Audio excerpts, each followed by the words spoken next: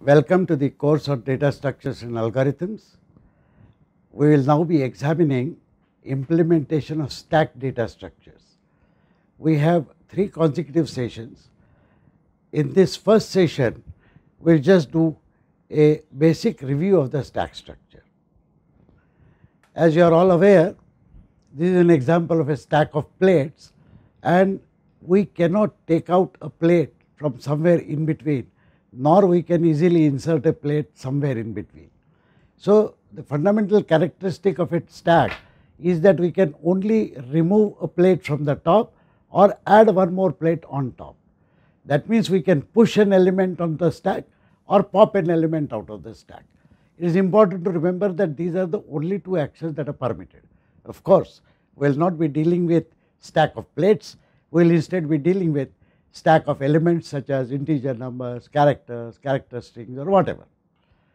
So, in short, a stack structure permits us to push a data element on top of stack or pop the topmost data element out of stack. The stack implementation will require us that we should not only implement the activities of push and pop, which are the main actions, we will need some additional actions. For example, in a program we need to create a stack. Now, this will require defining a stack and initializing a stack. Similarly, when we are dealing with stack, we need to examine the stack status at any point, whether it is empty or whether it is full. If it is empty, we cannot pop any element out of it. If it is full, we cannot push any element onto it.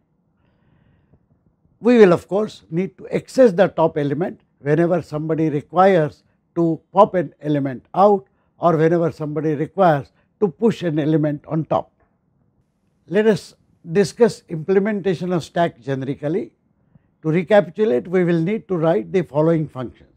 First, initialize. Of course, it goes without saying that we will have to define the structure that we use to implement stack. After initializing it, we must have functions which will examine whether the stack is empty or stack is full. At any point in time, we must have access to the top element of the stack.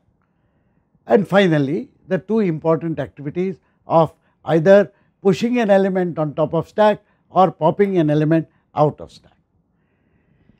We will note that implementing stacks can be most easily done by 2 simple ways. Either we can use arrays or we can use linked lists. Arrays are fixed size structure, and therefore they will impose a limit on the number of elements that you can put into the stack. An array is indexed, and therefore we can access elements with an index starting with 0, 1, 2, 3, 4, 5 up to this size. What we will do is we will keep treating the array as if it were a stack, and at any point in time we will access only one element of the stack which is at the top, or one element of the array which is at the top. Linked list provides a more generic mechanism because it has no limit on the size of the stack. Why? Because I can create a node in a linked list on the fly dynamically, and I can keep on adding as many nodes as I wish to increase the size of the stack as per requirements. In the subsequent sessions, we shall see the implementation of a stack using an array and then implementing a stack using a linked list. Thank you.